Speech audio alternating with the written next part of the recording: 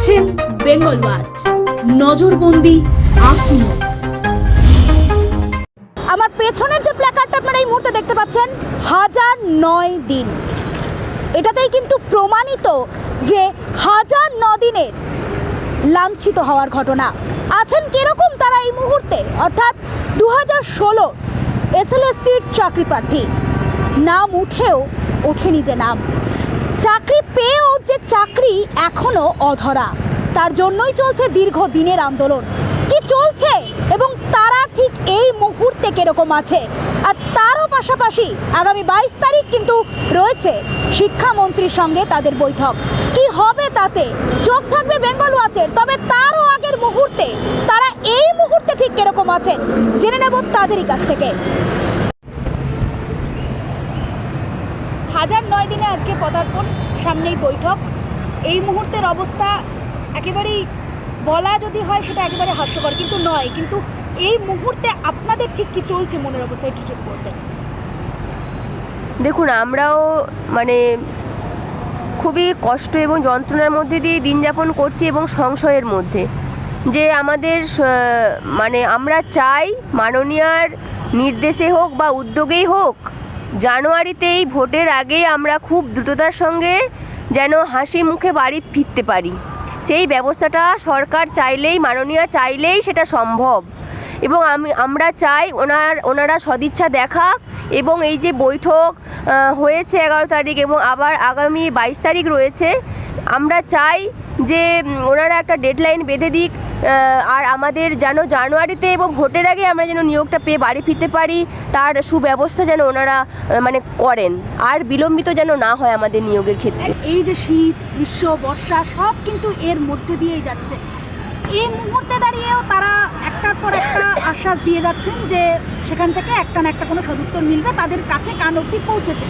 জিনিসটা জানা সত্ত্বেও এই মুহূর্তে দাঁড়িয়ে ঠিক কিরকম অবস্থা? দেখুন, সরকারের ক্ষমতা আছে আমাদের নিয়োগটা দিতে পারে, সরকারই একমাত্র সমাধান করবে। কারণ এই সরকারের জন্যই আজকে আমরা রাস্তায় বসে আছি। এই সরকারকেই সমাধান করতে হবে এবং আমাদের যোগ্য জায়গা বিদ্যালয় সেখানে পাঠাতে হবে।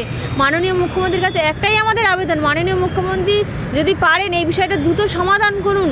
মাননীয় মুখ্যমন্ত্রীর কাছে একটাই আমাদের আবেদন, উনি একটাই নির্দেশ দিন শিক্ষা দপ্তরকে, শিক্ষা দপ্তরে যারা আধিকারিক আছে তারা যেন দ্রুত বিষয়টার সমাধানের রাস্তায় যায় এবং আমাদের যোগ্য জায়গা সেই বিদ্যালয়ে পাঠাতে পারেন, সেই ব্যবস্থাই করুন। আমাদের আর এখানে ফেলে রাখবেন না। আমাদের জীবন থেকে এমনিতেই 7টা বছর বেরিয়ে গেছে, আমরা আমাদের যোগ্য জায়গা বিদ্যালয় সেই জায়গায় ফিরে যেতে চাই। আগামী 22 তারিখ বৈঠকের ডাক, তাতে কি মিলবে সদুত্তর? তার জন্যই কিন্তু এই মুহূর্তে তারা, অর্থাৎ তারা ঠিক কি ভাবছেন এবং তার মধ্যে দিয়েও 1009 দিনের, অর্থাৎ 2016 এসএলএসটি প্রার্থী তারা কি বলছেন? তারা বলছেন যে তারা এখনো তাদের এই সদুত্তরের জন্যই কিন্তু তারা এই মুহূর্তে উপস্থিত। অর্থাৎ তারা জানেন যে সরকার তাদের এই বিষয়টি খতিয়ে দেখছেন, অথচ সদুত্তর কিন্তু মিলছে না। তার এই চিত্রই তারা এই মুহূর্তে প্রস্ফুটিত করতে চাইছে। তবে তাদের সাথে আরও যারা প্রার্থী রয়েছেন তাদেরও মনোভাবটা কি জানতে চাইব। এই মুহূর্তে যেটা বলছেন তারা, যে সরকারের নিয়োগ তাদের কান অবধি পৌঁছেছে, কিন্তু জিনিসটা এখনো অবধি আসছে না।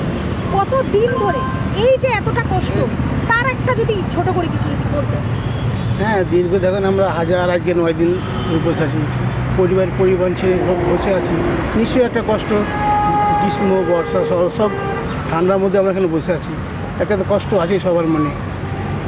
আচ্ছা, এই রাজ্য রাজনীতি যদি দিক দিয়ে বলতে যাই, তার প্রতিটি জায়গার, অর্থাৎ সিপিএম বলুন, তৃণমূল বলুন, সবারই কিছু না কিছু তারা তাদের সদস্য পাঠিয়েছেন এবং তারা এসে দেখে গেছেন। তার মধ্যে দিয়ে কি বলবেন, ব্যাপারটাকে নিয়ে কি দেখছেন চোখে? আমাদের এইটা হচ্ছে আমাদের মঞ্চটা হচ্ছে অরাজনৈতিক মঞ্চ। হ্যাঁ, আমাদের মঞ্চে যেরকম শাসক দলের প্রতিনিধি আসে, বিরোধী দলের প্রতিনিধি আসে, সবাই আমাদের আন্দোলনকে সমর্থন করেছে। আমরা চাইছি সবার উদ্যোগে একটা আলোচনার মাধ্যমে আমরা সমাধান চাই। যারা রয়েছেন, অর্থাৎ এসএলএসটি প্রার্থী যারা, অর্থাৎ তারা কিন্তু পাচ্ছেন, অর্থাৎ রাজনৈতিকভাবেও কিন্তু তাদের কাছে এক সদুত্তর মিলছে। তার মধ্যেও কিন্তু আপনারা জানেন 1000 দিনে কিন্তু এক ঘটে গেছে যেখানে অবমাননার এক চিত্র তারা দেখিয়েছেন। তা সত্ত্বেও এখনও তাদের বৈঠকের সদুত্তর মেলেনি। ঠিক কি হতে চলেছে আগামী 22-এ কিন্তু চোখ থাকবে বেঙ্গল ওয়াচের, এবং তৎসত্ত্বেও যারা রয়েছেন তাদের কিন্তু এই মুহূর্তেও আশা রয়েছে সেই আশার আলো দেখার। ক্যামেরায় সুব্রতর সাথে গোপাল রিপোর্ট, বেঙ্গল ওয়াচ।